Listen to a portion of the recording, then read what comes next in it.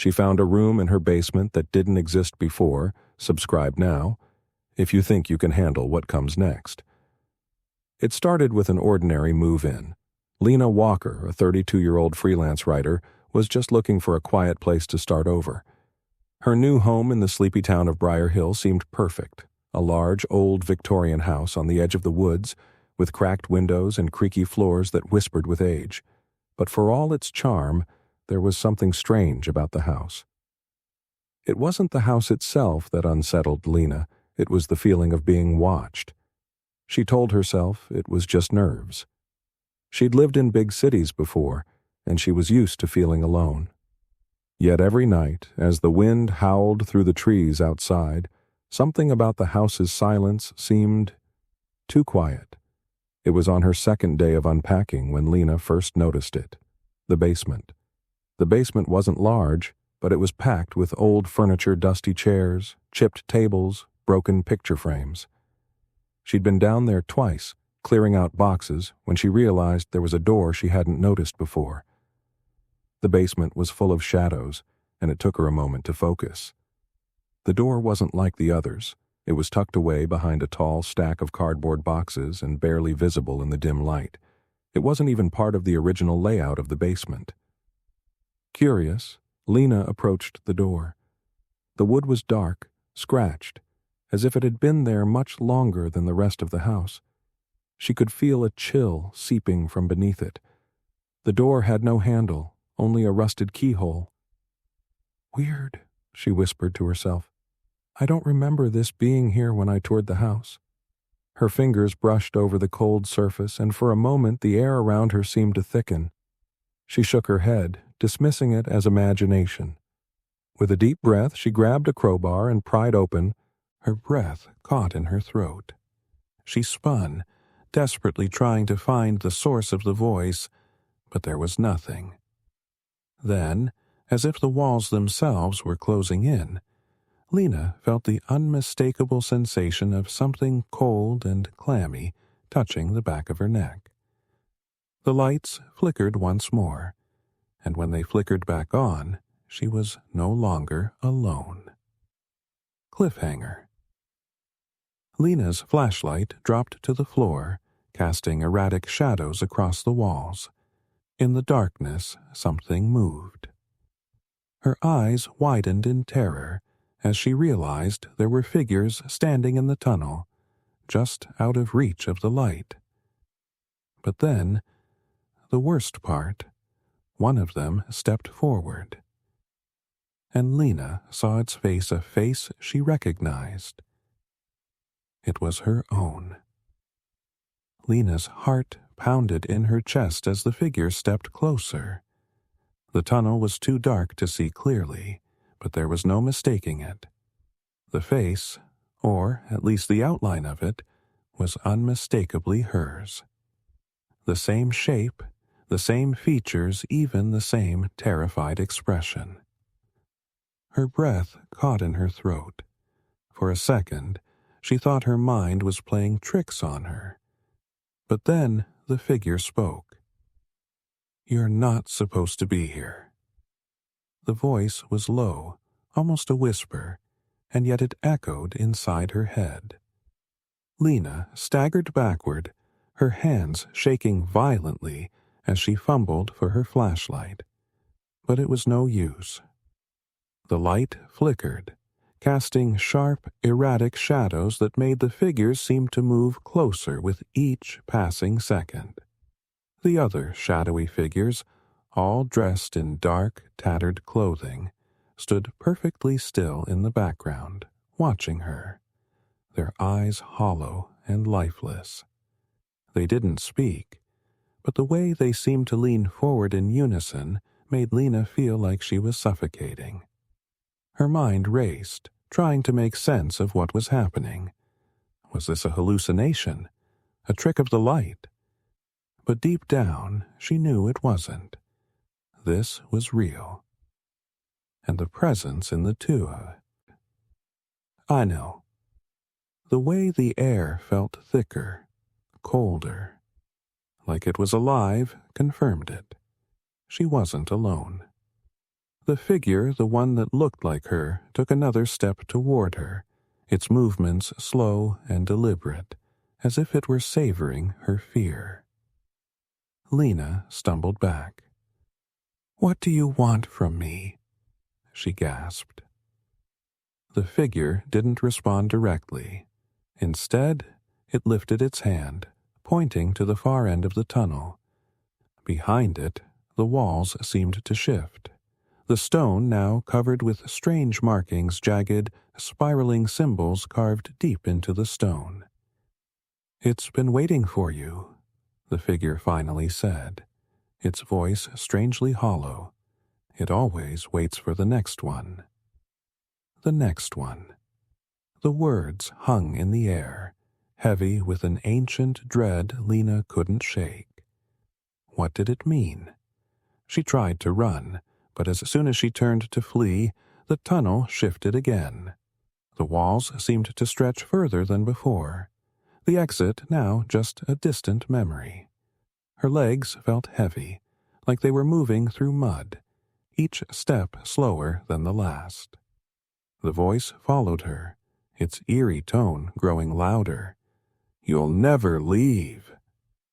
Her pulse raced. "I'm not staying here." But the more she fought, the closer the figures seemed to get.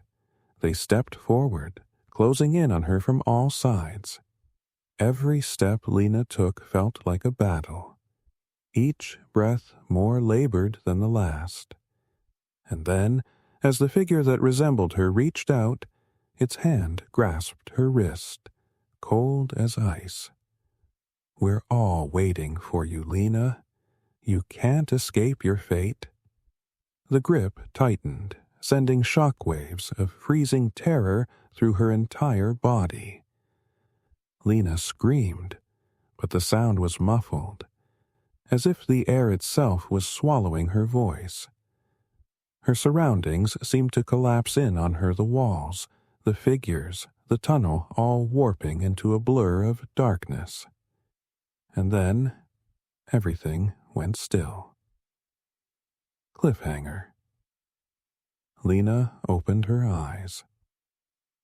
For a moment, she didn't know where she was. The darkness had lifted, and she found herself in a small, unfamiliar room. The walls were old, covered with peeling wallpaper. But the worst part, the room was familiar. It was the basement, but not the one she remembered. There was no door, no entrance, no way out. The same eerie figures stood in the corners, but now they were closer. Their faces so distorted they barely resembled human forms. Lena's stomach twisted. She had entered a room that shouldn't exist, a room that wasn't even meant to be in her house. But the worst part, the walls, were closing in. Lena's chest tightened as she stood in the small, dimly lit room, the cold stone walls pressing in from every side. The figures, now clearer and more defined, surrounded her like shadows that refused to fade. Their eyes, black and hollow, stared at her with an unsettling intensity. She could feel their presence suffocating her, closing in tighter with every breath she took. The room was suffocatingly silent, the air thick with the scent of damp earth and decay. The wallpaper that peeled from the walls seemed to pulse, as if the room itself were alive, breathing, shifting, waiting for something. The floor was covered in dust, and beneath the dirt, Lena could feel something beneath her feet, something that wasn't just wood or stone. The figures moved without sound, gliding closer. Their features were twisted, their faces hollow and stretched. They were almost human, but not quite, and each step they took seemed to erase the distance between them and Lena. She tried to back away, but there was no room to move. She was trapped. "Why are you here?" Lena whispered, her voice shaky as she struggled to maintain her composure. She was terrified, but she had to know. The figure that resembled her stepped forward, its expression cold, vacant. Its mouth didn't move when it spoke, but the words echoed in her head like a whispered memory. "You were always meant to be here, Lena. The room, it waits for the one who finds it, the one who believes." Lena's heart pounded in her chest. What do you mean?" she asked, her voice breaking. "This is my house. This isn't real." The figure raised its hand, and the room responded. The walls groaned, their creaks vibrating through her bones. The wallpaper peeled back further, revealing what was hidden beneath. A strange pattern of markings, symbols carved into the stone, ancient and unsettling. The symbols were similar to the ones in the tunnel, but here they seemed alive, as if they were growing, expanding, reaching for her. "This room isn't a part of your house, Lena," the figure said, its voice now clearer, as though it were speaking directly into her mind. "This house is just a vessel, a place where the old things are kept, locked away. But sometimes the room, the door, finds the one it's meant for, and when it does, it brings them home." Lena's body went cold, the words sinking deep into her chest. Home? This wasn't her home. This was a nightmare. Suddenly, the walls began to pulse again, this time with greater force. The floor cracked beneath her feet. Lena stepped back, her breath catching in her throat. She looked around, desperately searching for a way out, but there was none. The room seemed to stretch, grow, become larger, expanding beyond the confines of the basement, until it felt like the entire house was shifting, warping with the force of something old and powerful. Her hand reached for the flashlight she'd dropped earlier, but as her fingers brushed the cold metal, something strange happened. The room seemed to shudder, as if it were reacting to her touch. The air grew heavier, colder, and for a moment Lena thought she saw something moving in the shadows. It was a figure, a child's figure. The small shape stood at the far end of the room, its back to her. Its body was thin and frail, draped in tattered clothes. The child's hair hung low over its face, obscuring its features. But Lena felt it.